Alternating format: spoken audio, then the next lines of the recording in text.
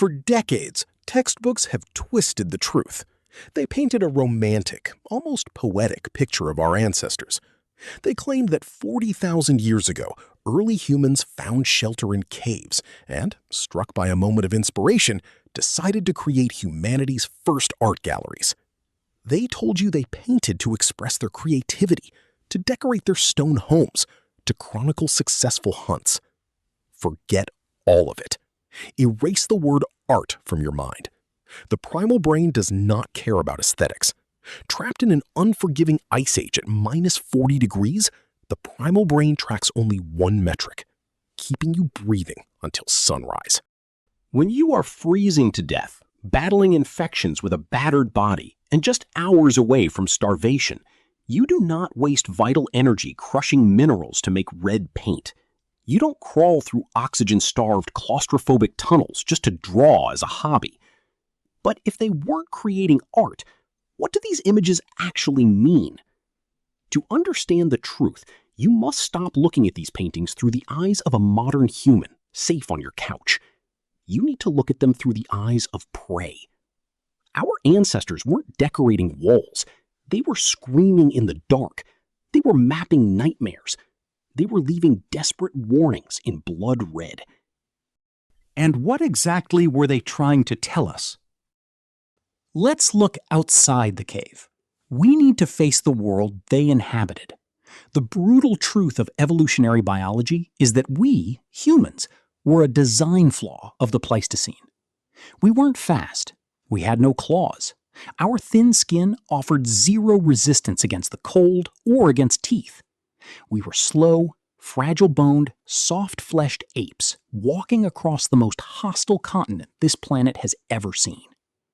And there is one crucial detail.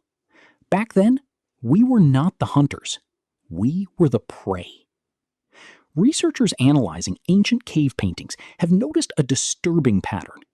Our ancestors primarily consumed reindeer, small deer, and wild horses.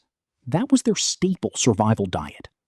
Yet, when we look at the cave walls, these prey animals are not the main attraction. If you think this was some delirium restricted to the freezing cold of Europe, modern archaeology proves otherwise. Human trauma was a global operating system. Deep within the Chauvet Cave in France and the Coliboea Cave in Romania, 60% of the depictions are of apex predators, monsters that actively hunted humans. They painted the European cave lion, a titan capable of tearing an adult human apart with a single strike. They painted the cave bear, a beast that stood over 3 meters tall in the dark. But cross the globe, travel over 12,000 kilometers to the unforgiving jungles of Sulawesi, Indonesia. There, the oldest humans in Asia weren't drawing sunsets either. Hidden in hard-to-reach limestone caves like Liang Tedong, they used red pigment to record highly dangerous local beasts, like giant boars with tusks capable of disemboweling a hunter in seconds. In every direction across the planet, anthropology shows us a brutal truth. Why would you spend your precious time, your lighting, and your scarce resources to honor the monsters that are devouring your children? The answer is fear. Fear is the most powerful information retention mechanism in the human brain. You forget what gave you pleasure, but you never forget what almost killed you. These paintings were not art. They were primitive military manuals. They were survival encyclopedias. The tribe was isolating the most lethal visual characteristics of their environment. They were saying, look at the curve of this feline's back. Look at the width of this jaw. If you see this silhouette on the horizon during twilight, do not try to fight. Run or die.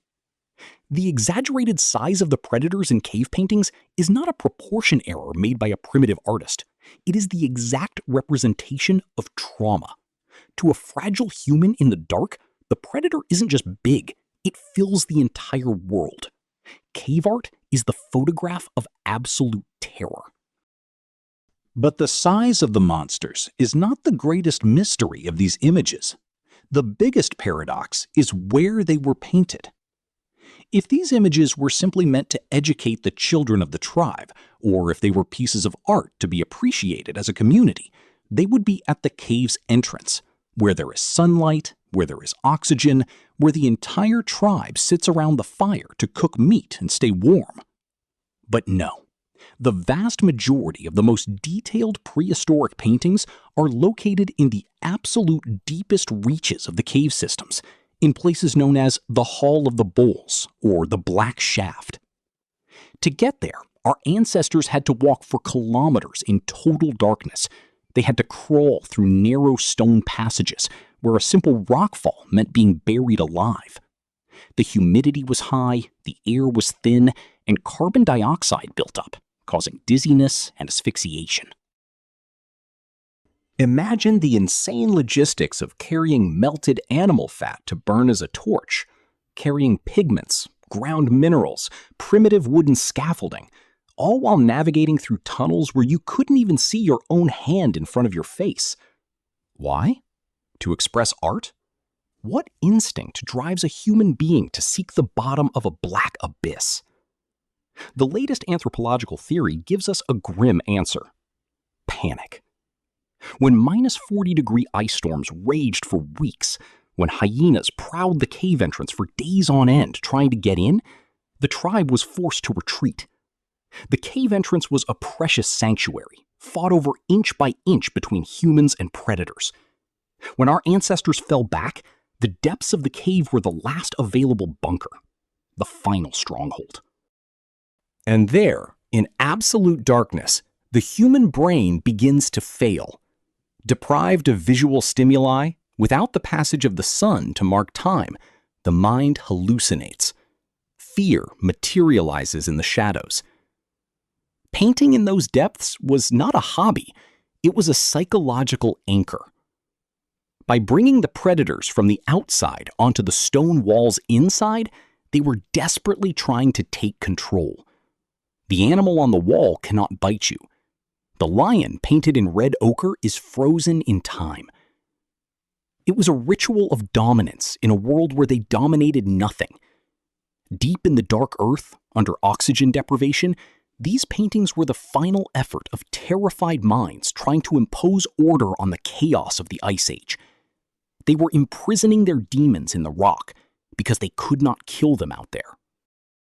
If the painted animals are the catalog of monsters, there is one final element on the walls that serves as the most disturbing chapter in this story of survival: the hands. On almost every continent, early humans left what appears to be their signature. They pressed their left hand against the rock and blew pigment over it, leaving a negative handprint. The optimistic view of modern history claims this was the first "I was here," a friendly wave across the ages. But the geographic context shatters this romantic illusion. Anthropologists analyzing Pleistocene survival conditions have noticed a terrifying pattern in these prints. In the Gargas caves, deep in the freezing French Pyrenees, there were hundreds of these hand stencils. And here is the macabre detail. Almost half of them are deformed. Fingers are missing. Some hands are nothing more than a thumb and a palm. For years, scientists debated whether this was some secret sign language where fingers were folded before the paint was blown. But context changes everything. In that merciless environment, the most logical explanation is also the most brutal. Frostbite, severe cold, and gangrene. Science has proven this wasn't a secret communication code between tribes. Winter was devouring the extremities of our ancestors long before the lions could ever reach them. And this pattern of despair echoes at the other end of the globe. Travel to the freezing, barren wastelands of the Argentine Patagonia, to the breathtaking Cueva de las Manos, Cave of the Hands. In one of the most hostile and isolated environments on Earth, ancient hunter-gatherers left a sea of nearly 1,000 overlapping hands on the stone walls. Faced with this terrifying volume of prints in the most extreme regions of the planet, experts today believe these panels were not art. They were a macabre census, a head count of the living and the dead. They weren't saying I was here. They were desperately declaring I am still alive. And in many caves discovered around the world, these negative handprints are the only records left behind. There are no newer fire pits, no animal bones piled up after that date. Just a collection of hands fading into the abyss. A final scream of desperation from a group that, in all likelihood, never made it out when the next winter hit. The last will and testament of an extinct clan. We left the caves behind. We defeated the predators. We invented steel, continuous fire, and electricity, building neon cities to banish the darkness from our daily lives. But you cannot erase millions of years of evolution with a few millennia of civilization. The hardware of your mind is still exactly the same. We no longer need to run from cave lions. Today, we don't lose our fingers to sub-zero temperatures. But the mechanism of extreme fear, the very one that forced us to carve our nightmares into rock just to make sense of them, is still running in the background. We are experts at replacing the beasts with modern anxiety, financial stress, and chronic social isolation. The threats have changed, but the desperate need to find meaning in the dark remains. The next time you visit a museum or see photos of those majestic cave paintings, do not be naive. Do not praise the vivid colors or the dynamic shapes. Respect the true nature of what you are looking at. That is not the birth of art. That is the monument to our collective trauma. It is the proof, carved in stone, that we were one breath away from becoming a failed species, consumed by the ice and by predators in the dark. In the end, cave paintings are humanity's oldest scar.